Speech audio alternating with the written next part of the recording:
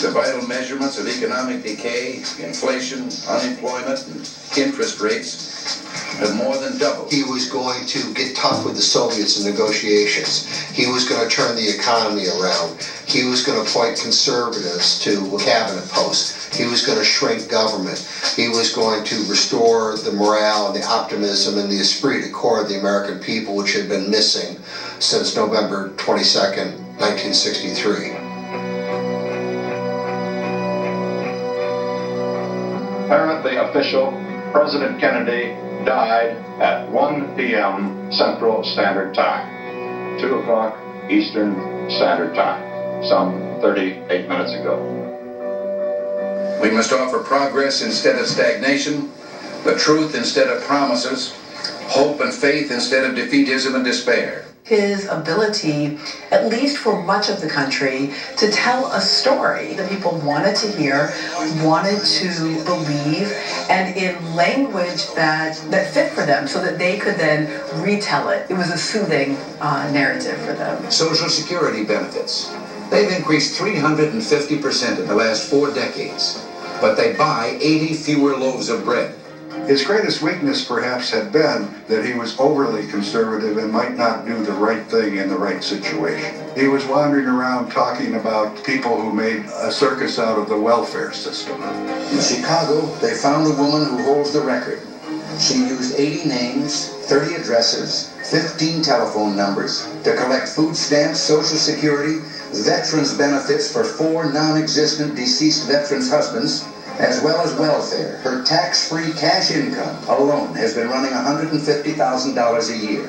Ronald Reagan did a terrible job relating to African Americans. There's no question, because the policies that he promoted were seen as being directed towards inner cities where blacks lived. Well, we stopped talking about poor people in a negative way. He shouldn't be doing that. Reagan was a strong... Okay, this is the governor's race for North Carolina, talking about Hillary Clinton and Donald Trump.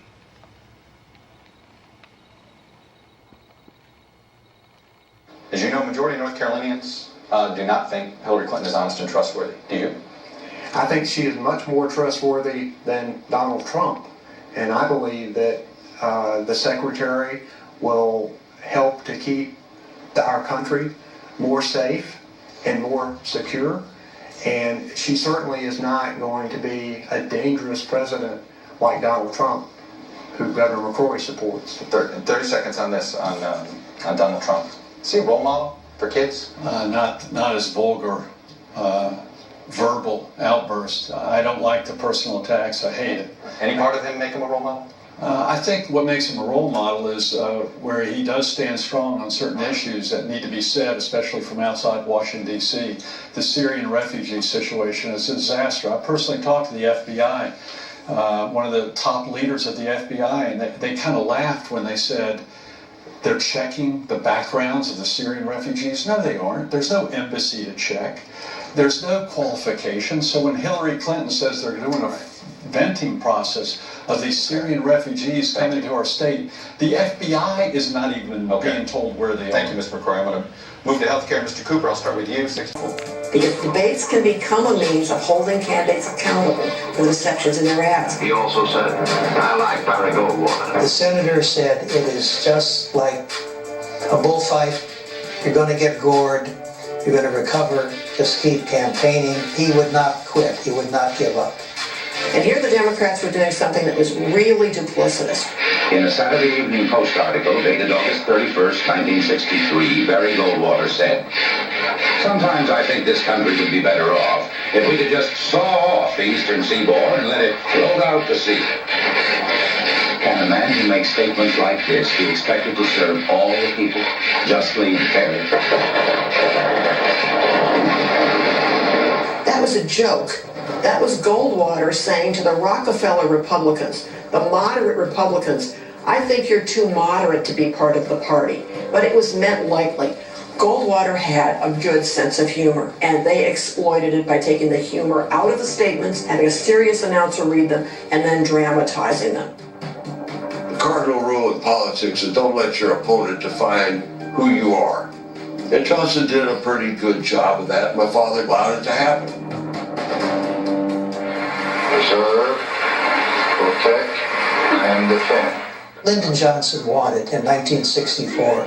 It was the greatest landslide in history. So he topped his hero, FDR, in 1936. Barry Goldwater only wins 6 states. He barely wins Arizona. But all the other states are these southern states that Republicans have never won before. He wins 87% of the vote in Mississippi. And this is an absolute watershed in American politics. Republicans have been reborn as the party of conservatism, whereas before they've been quite a plural party.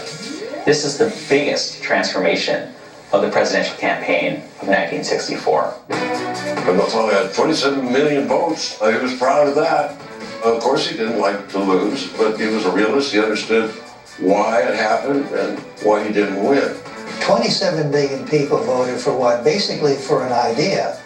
So you can build a pretty doggone good movement on 27 million people. And that's what we did. In those kind of rare moments in which you get a landslide election, the important question to ask is, how did you get people from the other party to vote for you? One of the answers in 1964 is effective advertising. Never has a discredited, humiliated candidate like Barry Goldwater had more of an influence on American politics. He had a huge impact on the Republican Party that we're still seeing today. One index of the lasting influence of the coalition that Barry Goldwater put together in 1964 is shortly after the election, a young man from Texas goes to the clerk of the House of Representatives, where everyone who's donated more than $50 to a presidential campaign's name and addresses is kept on record. He brings in some temp workers, and they start scribbling down name after name after name after name. Those 10,000 names and addresses are, legend has it, the foundation of every conservative mailing list for decades to come. It is hard to think of a more consequential loser in American politics than Barry Goldwater. He lost his election, but he won the future. I believe 100 years from now, future conservatives are going to be reading The Conscience of a Conservative in its 30th printing, because it still very much holds true to Republican principles.